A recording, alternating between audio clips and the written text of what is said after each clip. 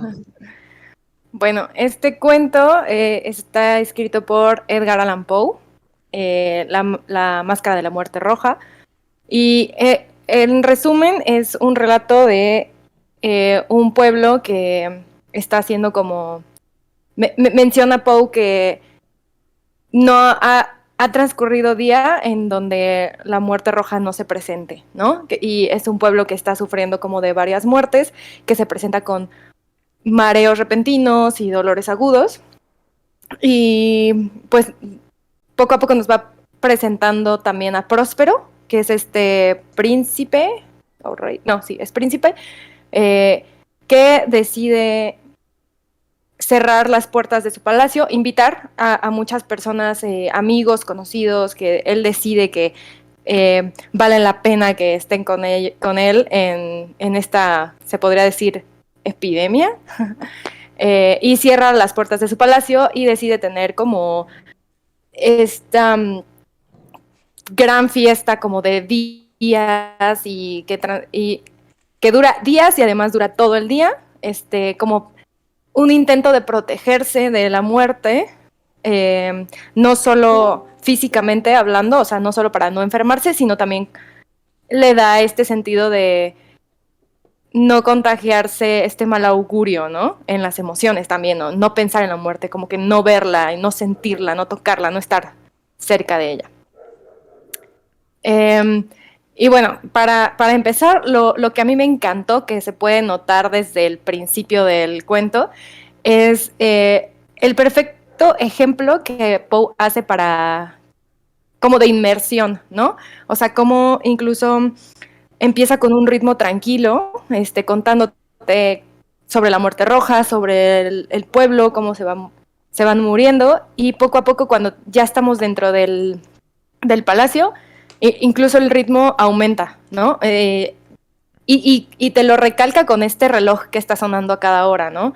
De repente ya estamos sumidos en esta fiesta y todo este contexto que nos dio al principio ya está inmerso en nosotros, pero nosotros ya estamos viviendo junto con la fiesta, ¿no? También me encanta cómo estilo gótico se hace notar muchísimo en sus descripciones y como aquí retomamos este tema de los laberintos, ¿no? Que se platicaba con Borges, por ejemplo. También me encantó cómo describe este palacio como las habitaciones e incluso hace uso de los sentidos, o sea, toca temas como de los colores, la luz, la sombra y también la música, las risas, el reloj para el oído, por ejemplo, o los movimientos de los bailes para también recurrir al tacto.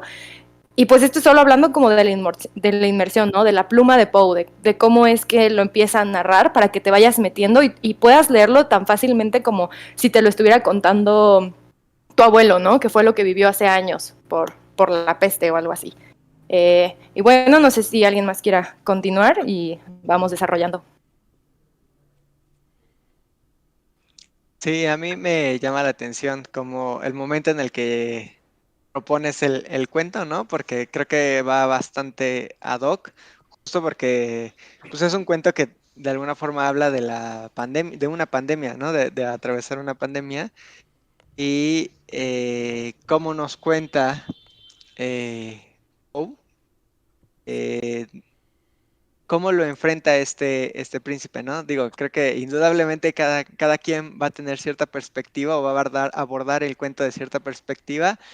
Y de mi lado, creo que me cuesta trabajo una forma que no sea el tema social y ver cómo lo encara este príncipe, ¿no? O sea, que claramente lo único que le interesa pues es el deseo como un fin en la vida, o sea, entendiéndose como fin objetivo, ¿no? Como el deseo como objetivo en la vida, se encierra en el refugio y pasa todo el tiempo con la finalidad de seguir disfrutando y gozando, ¿no?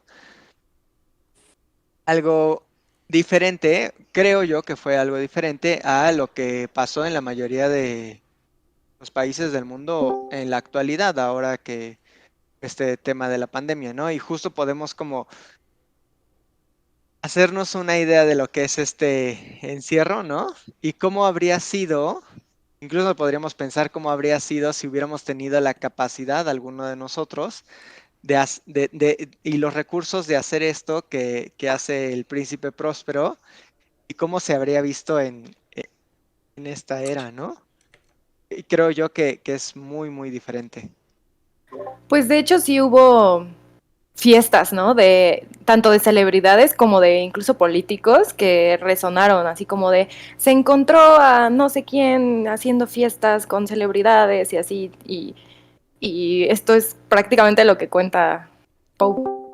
Sí, justo. Yo creo que algo que contrasta, y yo sí puse como varios puntos que contrastan. Primero, el punto del príncipe, ¿no? O sea, siendo, entiendo yo, la persona que gobierna o la persona que tiene los recursos, ¿no? La mayoría de los gobiernos del mundo estuvieron al contrario, ¿no? Buscando redoblar esfuerzos para apoyar a esta población vulnerable, ¿no? Y justo lo menciona en el cuento, creo que en la segunda o la tercera hoja, dice, pasaron 6 meses y mientras, o sea, ya que están en el confinamiento, dice, pasaron 6 meses y mientras afuera todos estaban muriendo, ¿no? Ellos pues seguían, el príncipe decide hacer esta fiesta de máscaras, ¿no? Eso por un punto y por otro es, o sea, habla de miles, ¿no? De miles de personas a las que invita el príncipe. Digo, no sé, o sea, si se hablaba de mil, de miles, entendiendo más de 2000, ¿no? Tal vez. Pero habla de que son sus amigos y me llama la atención que todos se abocan al deseo, ¿no? Y caso contrario, no sé si es únicamente mi percepción, pero creo que en esta pandemia o este confinamiento, muchos lo utilizaron, sí, muchos caímos en depresión, pero muchos otros lo utilizaron como una oportunidad para desarrollar proyectos o para hacer proyectos que ellos querían hacer con la finalidad con una idea o una suerte de proyectos para mejorarse a sí mismos, ¿no? Y bueno, yo sé que hay que agregar todos estos paréntesis de la autoexplotación de hoy en día y todos estos temas, pero creo que sí es una sociedad muy diferente a la que se propone en el cuento, ¿no? Em, También hay una parte, me parece, que dice que en la fiesta los invitados del príncipe eran como personas dignas. Es que la palabra no es digna, es las personas que debían estar, pero entendiéndose como personas del círculo del príncipe, que al príncipe, por cierto, yo me lo imagino como muy, como no conectado con la realidad, o sea, simplemente como por la figura de príncipe, yo me lo imagino como ajeno totalmente pues sí, ¿no? Como a la convivencia social o digámosle, a trabajadores, ¿no? Como en otra realidad totalmente. Y la parte en la que dice como, bueno, a mí me pareció como muy, importante, porque dice, era gente, como era gente que sabía de fiestas, ¿no? Como dice que era gente era la gente que debía estar. Yo sé, yo lo entiendo como es la gente como élite que sabía derrochar y despilfarrar y no en la fiesta. Y al final me parece, bueno, creo que el príncipe es como bien curioso porque creo que es la única persona a la que la muerte roja ya como persona no va por ella, sino que él, como que él busca su muerte. Bueno, eso yo entendí. Entonces, y aparte como es traducción de Borges, la verdad es que todo el tiempo estuve leyendo con miedo a ver a qué hora va a sacar algo extraño que no voy a entender, pero creo que estuvo digerible por la narración, porque es en tercera persona y el narrador no sabe nada de la gente, o sea, el narrador solo como no hace su trabajo de la historia y de las características de la sociedad, pero no sabe nada exactamente de cada persona. No sabe como los demonios o las cosas buenas de cada persona. Entonces eso hace que sea más digerible. A mí me pareció más agradable. Ujú. Y ya, no sé qué opinen de eso. Porque la noche ha avanzado y una luz más roja fluye a través de los cristales de color de sangre, y la negrura de las colgaduras fúnebres es aterradora. Y para aquel que ponga el pie sobre la negra alfombra, brota del reloj de ébano un resonar más pesado. Me interesó que podamos, ya que es un cuento corto, podamos recitar de las frases y de las estrofas que pone Edgar Allan Poe, porque aquí podemos empezar a sentir lo que es el terror, que es a fin de cuentas la idea que busca, ¿no? Y es un terror muy diferente al terror habitual, al terror que estamos acostumbrados, pero es un terror que proviene a través de la palabra, ¿no? A través de la descripción, a través de la definición, a través de la misma palabra y de esta entonación como se aplica. Dice Mariana que el cuento empieza tranquilo y yo lo primero que leí fue, ah, durante mucho tiempo la muerte roja había devastado la comarca. Jamás peste Un, alguna fue tan fatal, tan horrible. Su encarnación era la sangre, el rojo y el horror de la sangre. Se producían dolores agudos, un repentino vértigo, luego los poros resumaban abundante sangre y la disolución del ser. Me refería a un ritmo tranquilo, no que es contar una historia tranquila. Pues yo ya estaba temblando apenas leerlo las primeras las primeras cuatro oraciones y acaba con la disolución del ser. Esto lo vamos a ver después y ya han comentado muchas de las cosas, pero me gustaría en un rato hablar sobre eso. Antes, que nada, me gustaría hablar sobre un poco de contexto, ¿no? Y me imagino que ya todos conocemos a Edgar Allan Poe porque pues es uno de los maestros es uno de los maestros es uno de los maestros de la literatura y sobre todo del relato corto o del cuento, ¿no? Me gustaría poner un poco de contexto en el sentido de que hace unas semanas acabamos de leer el Aleph, leímos a Borges y pues nos maravillamos con su escritura, nos maravillamos con sus temas, nos maravillamos con la forma en la que genera con la que genera un cuento. Y hay que pensar que Edgar Allan Poe escribió sus cuentos 100 años antes, ¿ok? 100 años antes. Lo escribió a mediados del siglo de iniciando 1800. Edgar Allan Poe tiene una historia, una biografía muy misteriosa, trágica. Ya la podremos leer, pero su misma muerte fue muy, muy, muy trágica. Falleció como a los 40 años y no se sabe muy bien de qué. Hay mucho misterio a través de ello. Y antes de Edgar Allan Poe, en los cuentos hay muy pocos. O sea, muy pocos, te digo, quizás las mil y una noches. Te digo, quizás los cuentos narrados de persona a persona. Y antes de él se hablaban, había más que nada dramaturgias tipo Shakespeare, pero Shakespeare hablaba más que nada de los cuentos que contaba el público, entre ellos. O sea, que no el público, sino la gente tipo leyendas, como si te contara la historia de la Llorona o si te contara de este tipo de cosas, ¿no? Entonces, hablaban más que nada de este tipo de situaciones en lugar de escribir como tal cuentos. Su libro, Narraciones Extraordinarias, ¿no? Que ya desde ahí empieza, vamos a hablar de lo extraordinario. Edgar Allan Poe, hace rato hablaron acerca de las traducciones, Maya habló de las traducciones, y Edgar Allan Poe tiene algo muy, muy curioso eh, se, que se dice que no, o sea, sí es un gran, ha hecho mucho por la literatura, pero no es considerado como los que mejor tienen una pluma, con los que mejor han tenido una pluma, ¿no? Para mí es muy buena, pero a nosotros nos tocan las traducciones, ya hablamos un poco de las traducciones. Se dice que Edgar Allan Poe tiene de los mejores traductores que hay. Baudelaire lo tradujo en Francia, en francés, en español, yo estaba seguro que lo había hecho la traducción Cortázar, pero creo que quizás también la hizo Borges. Entonces, y se dice que muchas de las traducciones le agregaron mucha forma a su texto y a poner palabras, ¿no? Palabras que quizás en el inglés de Edgar Allan Poe no estaban o no se veían de esa forma. De hecho, muchos de sus poemas, como el famoso El Cuervo, pues se escucha, si tú lo escuchas en inglés, se escucha un poco infantil. Es muy bueno, a mí me gusta mucho, pero en la forma en la que conjuga sus versos, o sea, es muy infantil, pero tiene grandes ideas. Edgar Allan Poe nos introdujo con muchas cosas, como es el terror, la fantasía, todo esto que dices, Mariana, de los laberintos, pues lo hizo 100 años antes de Borges.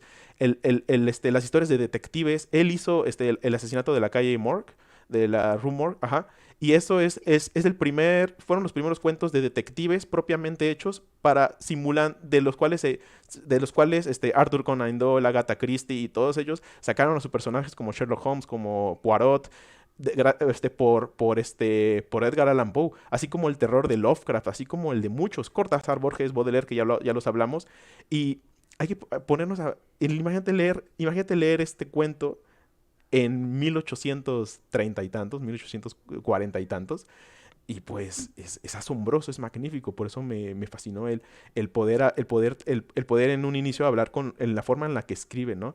Entonces, y hay mucho que hablar acerca de la historia, acerca de muchos de los símbolos que usa, y pues nada, me quería poner este contexto para que entendamos cómo es que llegan todas estas cosas y podamos hacer un hilo histórico, ¿no? Medianamente formado, pero hasta el punto de llegarlo poder hablar de Borges, poder hablar y esas traducciones que llegaron a ser los cuentos latinoamericanos y los cuentos de habla en el español como de los mejores cuentos que hay.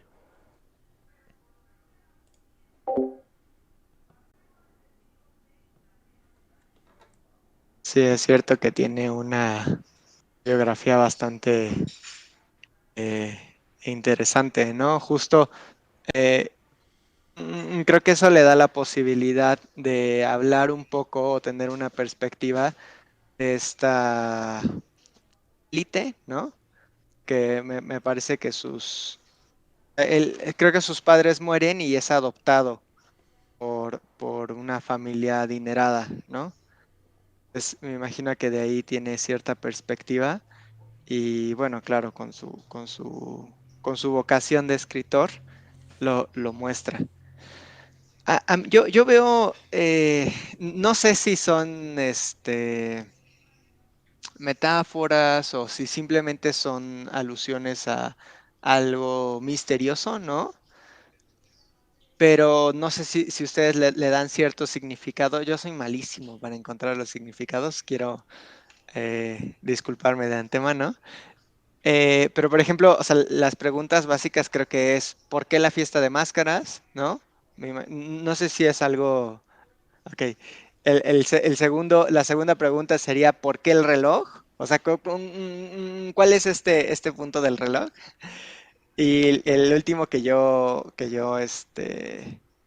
pues marqué, pues es el obvio, el lógico, ¿no? Pues ¿quién es esta presencia que termina contagiando a todos, ¿no? Veo que Mariana tiene las respuestas. No sé si Ya- alguien más tenga también. Yo quisiera... Ay, ¿me escuchan? Sí. Sí. Ah, mm, yo quisiera como dar mi interpretación acerca de eso porque a mí lo que más me llamó fue el reloj. Y creo que es la inminencia de la muerte que no espera a nadie, o sea, ella va a sonar al momento que tiene que sonar. Y lo que más me dio curiosidad fue esta incomodidad que generaba, porque tan simple como que suene una gota de agua, ¿no? Pero aquí hacía que todo se parara. Y creo que es como esa grandeza, por así decirlo, o ese lugar tan pesado que tiene la muerte dentro de la vida de la gente, ¿no? A pesar de tener todos los estímulos, tanto sexo, alcohol, drogas, diversión, y aún así no poder pasar por alto el sonido de la muerte, ¿no? O la presencia de la muerte. Y de las máscaras, yo creo que simula como engaño, por así decirlo, como esta parte de tinieblas que dice al final, las tinieblas, la corrupción y la muerte roja dominaron todo. Y creo que esa es parte de la confusión, como el no saber quién eres, pero no importa porque es parte de lo que hacen ahí, ¿no? O sea, no tratan de dar una identidad verdadera, sino ser bufones, bailarines y ser los paleros del rey. Y algo que también me llamó la atención fue que son 7 cuartos. no sé, pero me suena como... ese número es muy representativo de los 7 pecados capitales, ¿no? Y también los colores, ¿no? A mí me dio curiosidad los colores. No sé si tendrá algún significado, porque creo que son primarios, pero siento que hay algo ahí que no estamos viendo, porque si no fuera algo importante, no hubiera mencionado los colores de los cuartos, ¿no? Y que cada cuarto tenga un color.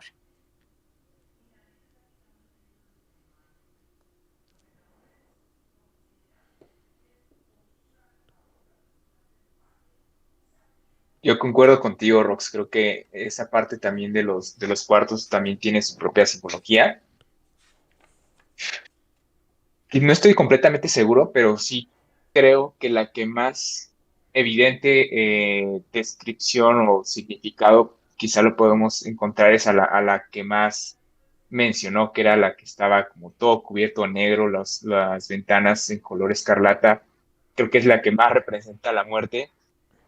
Yo como interpreto el resto de las habitaciones, quizás son otras facetas de la vida que, ah, o estímulos también, como lo mencionaste tú, que realmente en nuestra vida estamos nosotros o preferimos estar en estas otras salas, pues sí, disfrutando la vida, o en este caso, hablando más del contexto del príncipe, pues pasando una vida más hedonista y disfrutando todas estas cuestiones y obviamente rehuyendo a esta parte, ¿no? O tratando de ignorarla.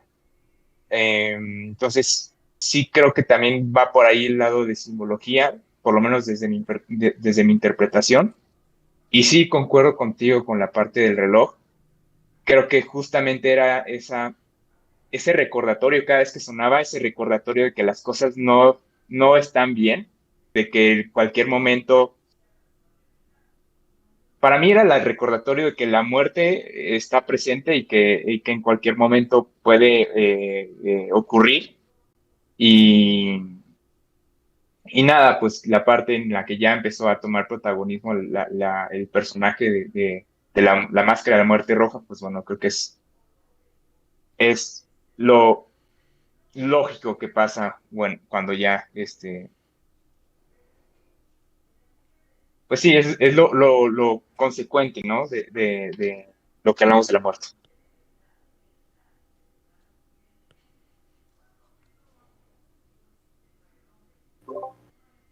No sé si... ok. Adelante, adelante. Gracias. Pero además el punto de que pasa completamente desapercibido, ¿no? Cuando habían dicho que ahí había seguridad, afuera como a ver cómo se las arreglan, ¿no? Pero ahí estaban como muy seguros y ni siquiera se dieron cuenta ni supieron ya cómo entró, cómo se coló la máscara de la muerte, ¿no? La muerte. Y estuvo entre ellos y no se dieron cuenta hasta que se hizo un poco el silencio, quedando únicamente el sonido del reloj, y entonces cayeron en cuenta de esa máscara desconocida, ¿no? Entonces yo creo que esto también es un punto importante, como la muerte, ¿qué representa la muerte, no? No es nada más la muerte, sino eso que está entre nosotros y que ni nos damos cuenta, ¿no? Que se nos coló, la certeza de lo que no puedes garantizar, como en el caso de ellos, la seguridad, ¿verdad? Ellos tenían la certeza, pero pues ¿cuál certeza? Se les coló. Me parece importante ese. Bueno, y quería agregar como un dato curioso. Estaba viendo los poemas de Edgar Allan Poe y me llamó la atención uno que dice Annabel Lee. Yo la verdad no lo conocía. Y no sé si ustedes conozcan un grupo, híjole, la verdad no sé de dónde es, pero es de mi época, Radio Futura, no sé si lo han escuchado. De repente hay mucho retro, La Unión, Los Hombres G, Radio Futura, es más o menos de esa época. Y cuando vi eso de Annabel Lee como poema, un poema de Edgar Allan Poe, me acordé de una canción que tienen ellos. Y bueno, lo acabo de corroborar y es musicalizaron el poema de Edgar Allan Poe. Es vaya, un dato curioso, ¿no? Gracias.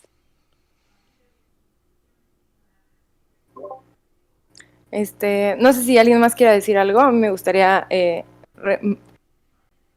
remarcar algunos puntos que ya han dicho y como que relacionar algunas ideas que tenía, a ver si mis ideas las puedo hilar. Para empezar, la perspectiva que tenía José, ¿no? De cómo se hace como incluso esta distinción social. Me vuela a la cabeza pensar que estas personas, las del cuento, se recluía como esta élite que decía Maya, se recluyen, intentaron recluirse o tal vez no recluirse, pero protegerse, que al final terminan recluyéndose, estas como altas esferas, ¿no? O sea, diciendo que por ser ricos, por tener esta capacidad o esta idea de lo que es ser digno, ellos se pueden salvar, ¿no? Pero todos somos mortales, o sea, no importa cuánto dinero tengas, no importa cuánto te diviertas, no importa el libertinaje, no importa dónde vivas, todos vamos para el mismo lado, que es la muerte. Ni siquiera el dinero te puede comprar más vida. E incluso eso es algo que yo creo que es parte de lo que representaban las máscaras.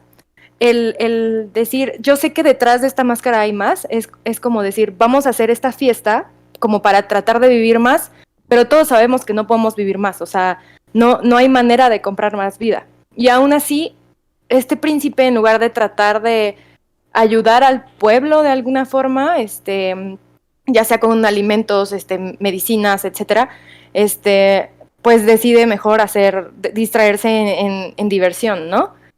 Porque también está este punto de que a la muerte nadie la toca. O sea, se dan cuenta, cada vez que sonaba el reloj, creo que lo menciona Roxy, como paraliza, ¿no? O sea, como todos como que dejan de bailar y le prestan atención, o sea, pero lo curioso aquí es que aunque le prestan atención a ese silencio, a eso que identifican como que la muerte se acerca, eso que te dice, el tiempo está avanzando, aunque tú finjas que no,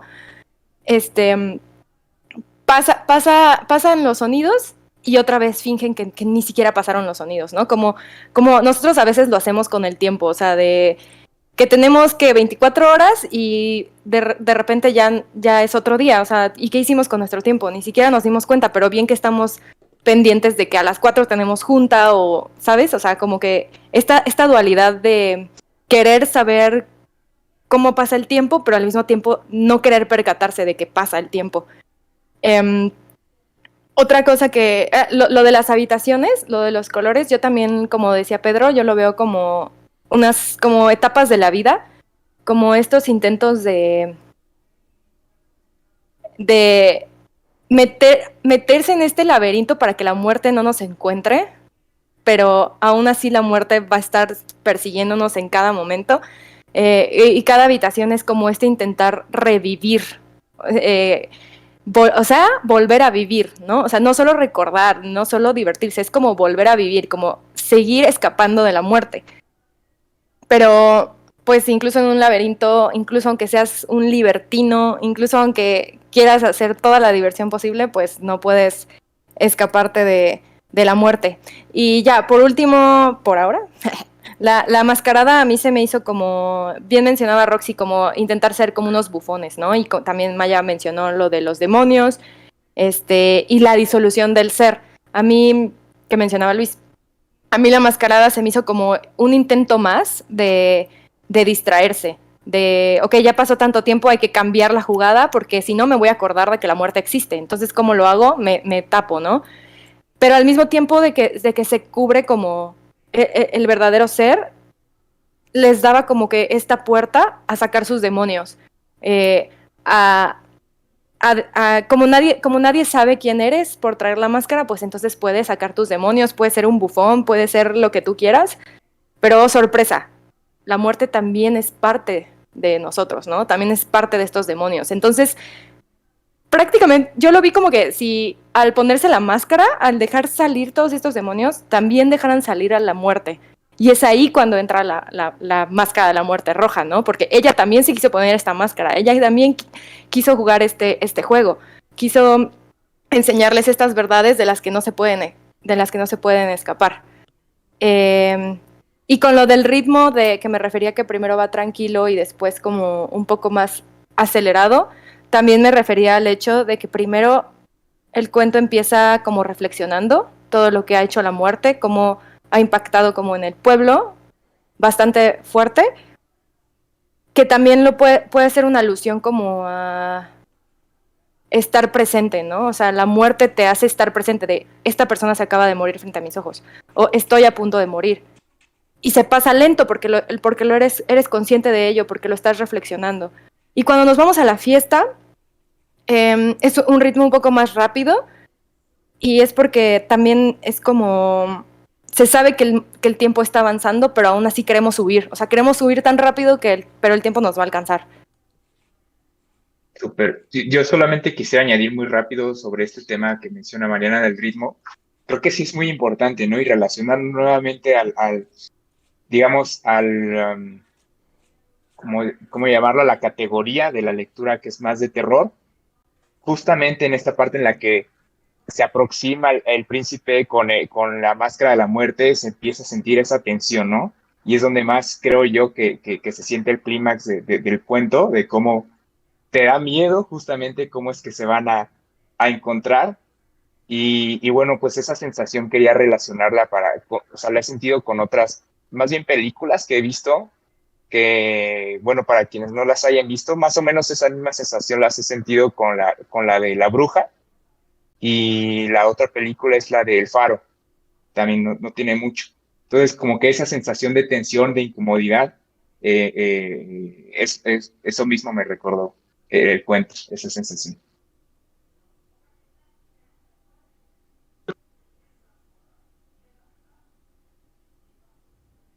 A mí me Creo que se recordó te cortó. ¿Ya? Creo que Marcos quería decir algo, pero se cortó su... Oh, ¿No te escuchas? No. Si quieres, sal y vuelve a entrar a ver si te... También puedes mandar una nota de voz al grupo y la podemos poner aquí y tú vas fingiendo que hablas si quieres. Livestream. Vas fingiendo que hablas. Haces de máscara que habla. O podemos hacer mímica, nos haces mímica y vamos adivinando qué es lo que querías. Unos letreritos, no los escribes y los pones en la cámara. Sí. Aprovecho el paréntesis para leer de lo que te referías tú, Mariana, que es: hay en los corazones más temerarios cuerdas que no se dejan tocar sin emoción, incluso entre los depravados, entre aquellos para quienes la vida y la muerte son igualmente un juego, hay cosas con las que no se puede jugar. Es justo lo que decías. A ver si quieres, inténtalo. No se escucha nada. Sal y Si quieres, entra. salte y vuelve a entrar. Sal y entra para que reconozca los audífonos y el micrófono. Decir esa frase, José, era clave. La tenía apuntada, no se nos podía escapar. Esa era clave y está muy bien escrita, muy bien escrita. Perdónenme. Gracias a Mariana porque nos la recordó. E hizo toda esta magnífica introducción para poder abordarla. ¿Me escuchan? ¿Sí? Sí. Sí, Perfecto. Yo pongo mi cámara. Quiero como salir un poquito, no tanto como a la reflexión de la historia. Me gustaría recalcar lo que a mí me hizo sentir la descripción del detalle. Esto que mencionaste ahorita, Pedro, sobre hacer la referencia de la historia y referenciarlo a una película, fue exactamente lo mismo que me pasó. O sea, ese nivel de detalle durante todo el proceso de la historia, a pesar de que es una historia bien pequeñita, sí me hizo, y tengo muy puntual el proceso imaginativo de cada suceso, del reloj, de las texturas de los cuartos, de los colores, de cómo pasa la luz en los refractales o en los ventanales. Entonces, se me hizo, creo que en algún momento lo mencioné en algunas sesiones pasadas, bueno, los ejercicios pasados, de haber hecho previas lecturas o no en este tipo de, no haberme involucrado en este tipo de lecturas, y no entender por qué este tipo de lecturas son sabrosas. Y wow, la de hoy estuvo muy, la disfruté mucho. Entonces es algo que quería recalcar. Y ya. A mí me recordó, ay, ay, a mí me recordó una película de Kubrick que se llama Ojos bien cerrados. Y es una película pesada, la verdad, no es tan digerible. Y no voy a spoilear porque vale la pena mucho verla y analizarla. Sí está pesadita, pero me recordó como la parte de las máscaras y de... Ah, porque en la película hay una secta a la que el personaje principal llega y todos tienen máscaras. Entonces, inmediatamente me fui a la película y no les voy a decir más, pero lleva un tema al extremo, así totalmente. No voy a decir qué tema, Mariana, no me veas feo. Ya sé que spoileo Estaba mucho. intentando recordar. Ay, pensé que estabas diciendo, no spoilees. Bueno, tampoco. Pero sí se las recomiendo, se llama Ojos bien cerrados. Y creo que está en... ¿Dónde la vi la última vez? En Amazon. Es con Nicole Kidman, ¿no? Y Tom Cruise. Ajá, sí. Ajá, efectivamente. El lugar también, ahorita que lo mencionabas, efectivamente, el lugar donde llegan como que te da la idea, ¿no? De ese lugar de muchas salas, o sea, como que te ubicas ahí. Tan extravagante y tan Ujú, ostentoso. exactamente. Y con gente tan... Ya como en un nivel de fiesta de depravación. Bueno, llegando a eso casi. No es así como tan familiar la película, pero está padre. Yo. Ay, perdón. No, vas. Sí, perdón. Yo nada más quería preguntar, no sé si alguien ha leído La Divina Comedia, estaba yo buscando. Hablando de los colores y de las 7 salas, 7 sí es un nombre, es un número muy, muy marcado como cabalístico, ¿no? ¿No eran 7 las salas que tenía el infierno en la Divina Comedia? Sí, No estoy segura. 7 círculos. No, son 9, ¿no? Son 9 círculos en los círculos del infierno. Sí, estuve buscando y sí, parecía que eran 9. Uh-huh. Entonces sí está correcto. Gracias.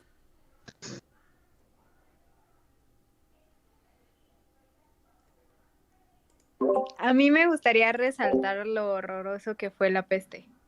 Y creo que aún más que la pandemia que vivimos,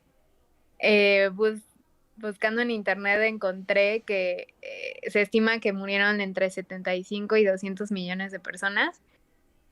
Y en Wikipedia, la gente, digamos, no sé cómo llamarlo, pero del reyes y reinas, o sea, de alta clase, viene un listado de 10 personas. Entonces, eso nos habla del privilegio que había para estas personas, comparando 75 millones versus 10 personas del alto mandato, por así decirlo. No me acuerdo de las palabras, pero que murieron. Entonces, habla de la desproporción, ¿no? Y obviamente eran más expuestas y vulnerables la gente que vivía en zonas urbanas y en condiciones ya de por sí deplorables, aumentaba la probabilidad de la peste. También algo importante es que a partir de una de las consecuencias o impacto cultural que tuvo, fue que se recordaba la muerte como una danza. Entonces entiendo por qué Poe usó este baile de máscaras como la forma de representar lo que significó para la gente en ese momento la catástrofe de la peste. Yo nada más agregaría para complementar lo de el contexto, la cantidad de gente. Digo, hace rato tuvimos una capacitación en el trabajo y mencionaron que hace 200 años la, la población mundial era de 1.000 millones de personas. No sé, en ese momento, en ese contexto, que es en los 1800, como mencionaron cuando se escribió, pues muy seguramente fue el 25-30% de la población que falleció con la peste. También Poe estuvo muy, muy cercano, no sé si a la peste en sí, pero su madre murió de tuberculosis. Y la tuberculosis también fue una de las enfermedades que mató muchísimas personas. Entonces también podemos tomarlo como contexto para este cuento. Y quería también hablar sobre esto que mencionan del terror, que habla, que va muy del... Es totalmente de la mano de la inmersión de las que les hablaba al inicio, de cómo nos mete Poe en el cuento. Pero me encanta cómo la muerte no aparece realmente, ¿no? O sea, no es como que... Como luego nos lo pintan, que llega la parca, ¿no? O que viene con esta vestimenta negra y la guadaña, o sea, aparece justo en el baile, ¿no? E incluso cuando se supone que aparece, no se dice que es la muerte en sí, sino que es alguien que se vistió de la muerte, ¿no? Y es este príncipe que se llama Próspero, que me encanta la ironía que pone ahí Poe, quien dice, a mí nadie me va a quitar esta prosperidad, ¿no? A mí nadie me va a decir que cuando me muero, ¿no? Yo tengo el dinero del mundo y tú no vas a entrar a este palacio a matarme. Pero pues a la muerte nadie se la puede detener, como lo mencionábamos antes. Y también me gusta cómo es que a la supuesta muerte, su primera aparición, la conocemos en el Salón Azul. O sea, su primera aparición fue en el Salón Azul. Que algunos lo relacionan con la vida, pero a mí me gusta más relacionarlo como con la salud. Y pues da como esta dualidad, ¿no? De incluso donde hay salud, o bueno, incluso donde hay vida, hay muerte. Como la muerte está presente en vida, la muerte está presente porque hay vida. Entonces, me gusta también como que este punto, no sé si llamarlo filosófico, reflexivo, idealista, pero el pensar que de hecho, Borges tiene una cita, y no sé si ya lo había dicho antes, pero es algo así como de lo único que se necesita para morir es vivir, ¿no? Y otra vez lo estamos viendo aquí con Poe, o sea, todos están vivos, pero la muerte sigue presente y ahí va a estar todo este tiempo, ¿no? Y siento que lo que trata de demostrar con Próspero y bueno, con todos sus amigos, es también cómo es que estamos utilizando nuestra vida, ¿no? Cómo estamos aprovechando esta juventud. Porque por ahí también platiqué con mi papá, que también ya leyó el cuento, y me decía como que él lo veía como un desperdicio de la juventud, un desperdicio de su tiempo, un desperdicio de esta vida. Él solito se mató al intentar ser joven, vivir, aprovechar el tiempo sin percatarse de que la muerte estaba frente a sus ojos. Estoy fascinado con los comentarios, estoy fascinado cómo todo se relaciona. Y sí, viene Eggers con El Faro, con The Witch, viene Kubrick con Eyes Wide Shut, y vienen todas estas, y vamos a sacar miles, y todas las películas quizás, porque Poe está antes de todas ellas, ¿no? Está antes de todos los cuentos, está antes de todo esto. Él es el padre del terror, no el padre del terror como tal, pero considerado como uno de sus precursores. Y no solamente del terror, también de lo surreal, de lo onírico, de lo extravagante, de lo bizarro, de lo surreal, si es que ya lo dije. Y estoy sorprendido con cómo es que Poe es tan freudiano y tan junguiano también, 100 años antes de que existan esos términos, 80 años antes de que naciera Freud. Entonces, es aquí donde me parece imposible, de hecho, me parece completamente atinada la relación que tiene con El como, bueno, comenzando con Jung, que también lo trata un poco Freud, es el hecho de las máscaras, ¿no? Pues la máscara que viene de la etimología también de persona, que es de cómo damos una identidad y cómo viene esa persona y cómo todos tenemos una máscara y que no nos podemos salir de esta máscara. Y es aquí donde empieza con el término de la disolución del ser. Ahora, qué bueno que comentaste lo del príncipe, lo de Próspero, porque me pareció que lo teníamos que haber dicho desde el principio, ¿no? El príncipe se llama Próspero. Y ya desde aquí empieza la ironía. Ya desde aquí empieza todo este juego. Y antes de comenzar con lo de la disolución del ser, me encantó cómo, yo al principio lo de los colores y las alas, no lo veía como, no lo había como trabajado, no lo había como relacionado. Dije, me di cuenta del juego de palabras que hacía Freud, que hacía Poe con los colores. Por ejemplo, desde el principio, desde el principio el título tiene rojo, ¿no? Cuando habla de que el príncipe se enoja, dice, se enrojeció de furia. Yo trabajaba los colores de las alas como los colores como los colores que llevan los moretones, y de esta forma en la que va evolucionando una enfermedad o un golpe hasta que termina con sangrando y la muerte, ¿no? El blanco, el pus y todo este asunto, ¿no? Entonces, pero creo que ahora también tiene estas relaciones, es interesante de la palabra, cómo podemos hacer todas estas relaciones, porque ahora me parece imposible disociarlo de la idea del tiempo, como lo hemos trabajado. Él habla de 6 meses, incluso se da el lujo de en un párrafo hablar de 36,000 segundos, también se da el lujo de hablar de 7 salas, que son 7 días, y hablar del reloj de ébano, ¿no? Hablar de las 12 horas o de las 12 campanadas que salen en la noche. Y como cada hora, cada día termina con una hora, que son los pensamientos. Ahorita voy a trabajar con ello. Entonces, ok, va. Entonces hablemos sobre lo del ser y hablemos sobre lo de la máscara y la abadía. La abadía, que viene siendo la representación también de una máscara en la que todos, o mejor dicho, el príncipe se escuda dentro, se guarda dentro de él, ¿no? Se ensimisma, o sea, tiene este ensimismamiento y se protege de todo lo fuera, de todo lo que está, de todo lo que está fuera. De hecho, hay una frase, a ver si la encuentro. Resolvieron atrincherarse contra los súbitos impulsos de la desesperación del exterior y cerrar toda salida a los frenesíes del interior.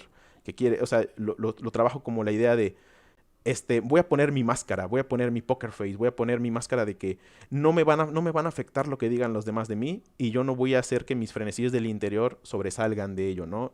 No voy a hacer que cambien lo que yo quiero decir, mi cara política, mi cara amistosa, mi faceta. Creo que Pedro usó la palabra faceta, me encantó porque es seguir jugando con las ideas.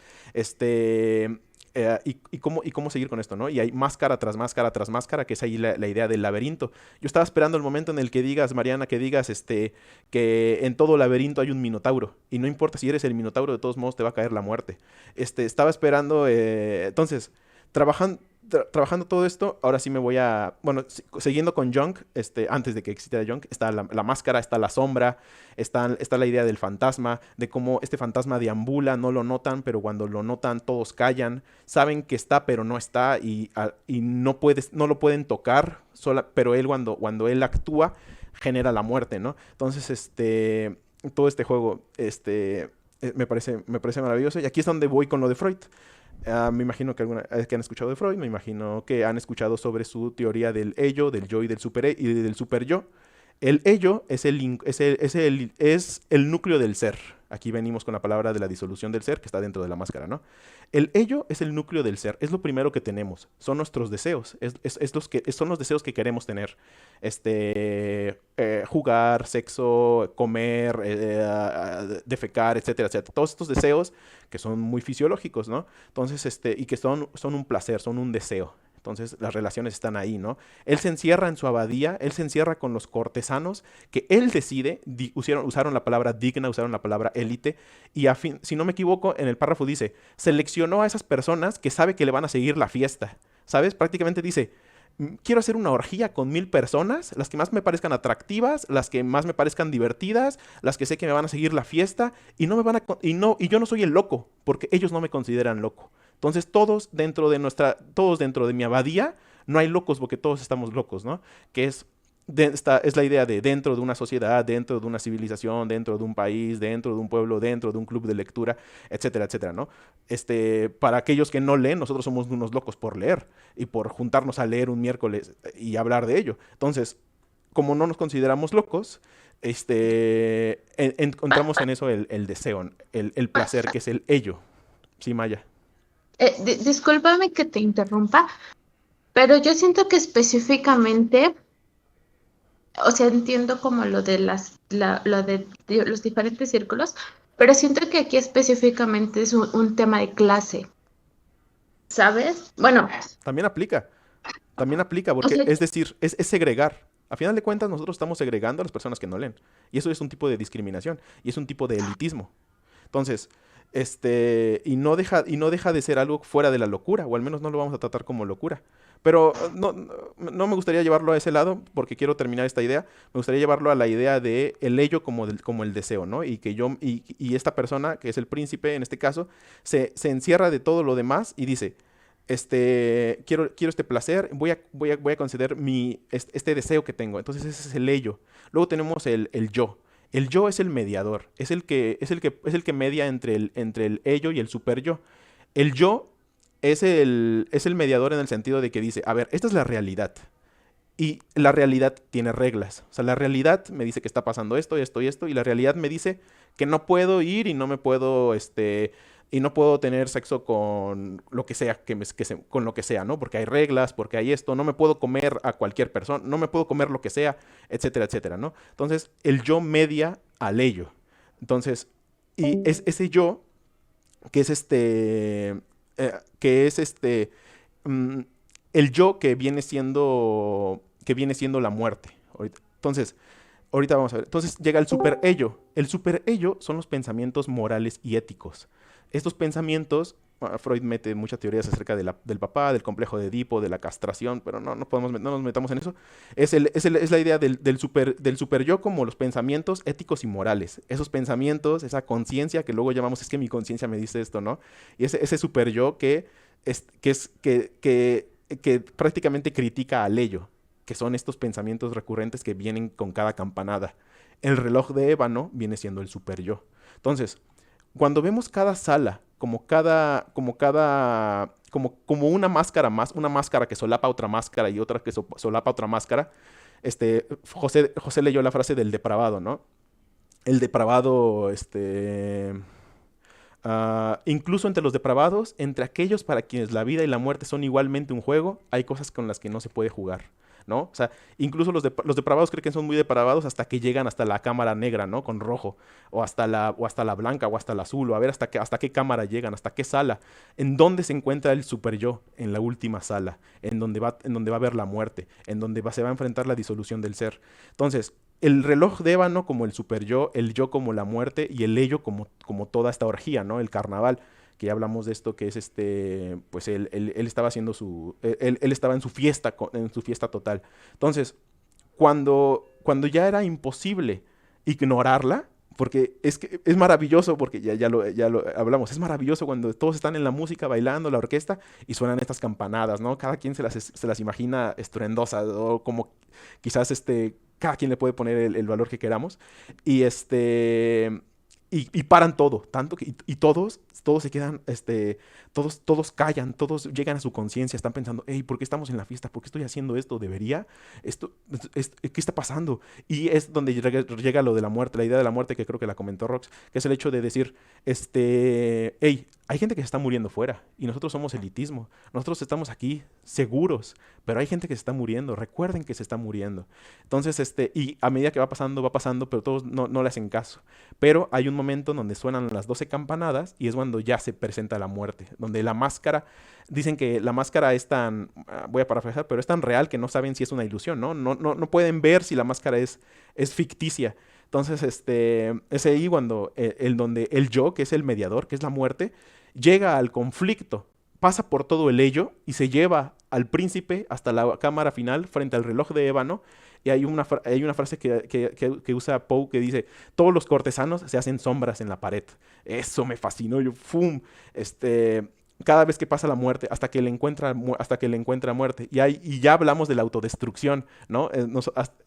Aquí mismo ya hablamos como 3 meses de la autodestrucción, que es el hecho de que él mismo se mata, al decir que cuando se enfrenta el super yo con el ello, y se mata por... Es ahí donde habla de la disolución del ser, y me pareció magnífico. Estoy fascinado por cómo Poe ahora es un ladrillo antes de tener estas ideas,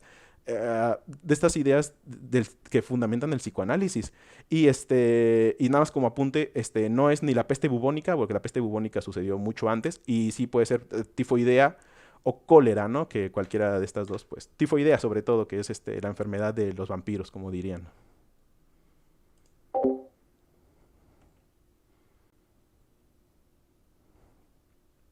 ¿Cómo ves todo eso, Luis? Tienes un tercer ojo.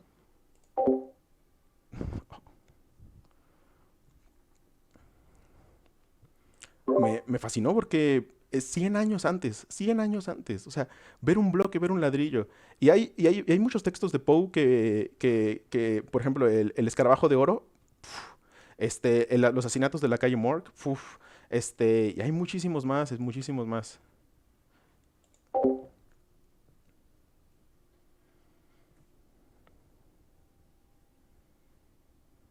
Pues Su influencia en el cine de terror, ¿no? Llega incluso hasta Guillermo del Toro. Completamente, y no solamente con el terror, detectives, misterio, suspense. Ya Pedro habló del ritmo, Mariana y Pedro hablaron del ritmo, Marcos lo comentó, y es cierto, ¿no? De cómo va nos va poniendo esta idea, y seguimos con el suspense, hasta explotar, ¿no? O hasta llegar a la trágica muerte. Y sin Poe no tendríamos... ¿Qué seríamos sin Poe? O sea, ¿sabes? O sea, ha cambiado tanto las cosas como las entendemos, que nuestras películas, nuestras series, los directores, los escritores, no existiría Borges, no existiría Cortázar, no existiría Baudelaire, no existiría Lovecraft, no existirían Quiroga, García Márquez, no existiría el boom latinoamericano, no existiría la novela moderna como es.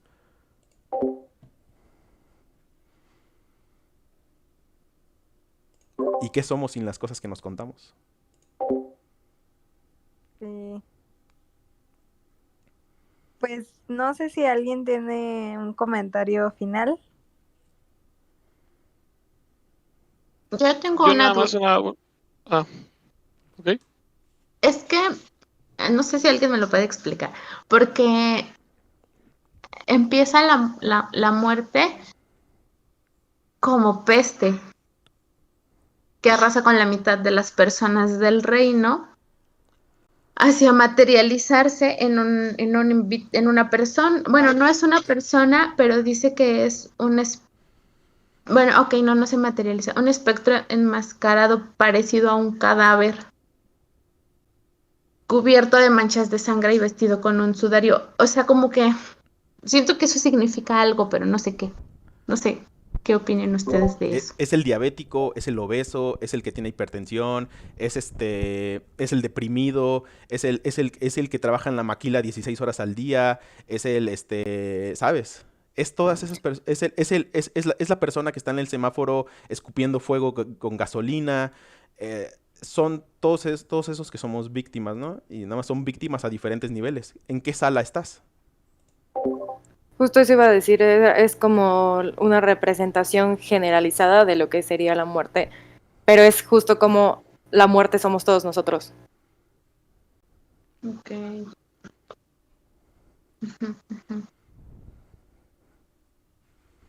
A mí nada más me gustaría dar un comentario sobre lo que a mí me hizo reflexionar, fuera de todo esta conclusión más de análisis interno.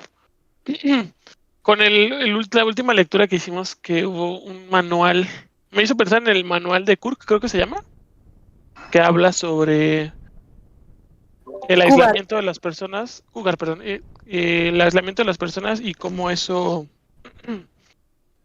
afecta el comportamiento. Igual aquí el aislamiento en la historia, justo lo que mencionaron de la búsqueda de la lujuria, y obviamente en un contexto más real, encerrar a 1000 personas con todos estos excesos de recursos y cosas para hacer durante muchos meses, seguramente el comportamiento se iría hacia ese rumbo.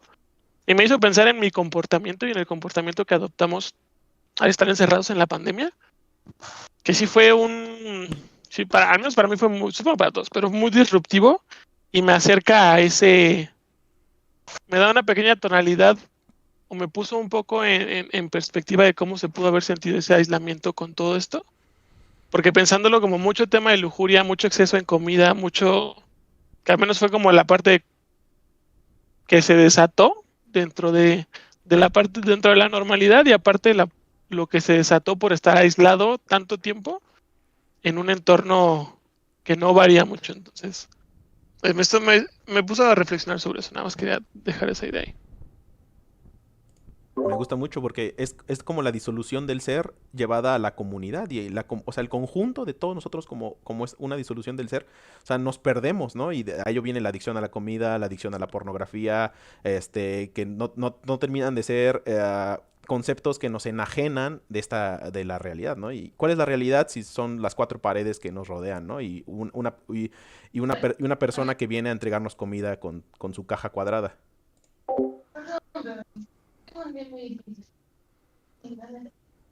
Y el propósito de vida termina siendo consumir, ¿no? Es a lo único que se dedica. Tal vez no necesitamos estar aislados para hacer. Ahora estoy esto. pensando, perdón, en Borges, al cuate que estaba en la prisión, no recuerdo cómo se llamaba el nombre del cuento, el que ve al jaguar, que está encerrado en su cárcel y le dan comida por la rendija, ¿no? Y cada cierto tiempo puede tener un poco de luz para observar lo que lo rodea, ¿no? Que es nosotros en la pandemia, y no solamente en la pandemia, ¿cuántos trabajando en casa y nada más 10 horas en casa y viene el de Uber a entregarnos la comida y ya, y eso es lo único que salimos, ¿no? El de Uber bajo la lluvia con su familia montada Exacto, en la motocicleta, ¿sabes? Me estás haciendo llorar, sí.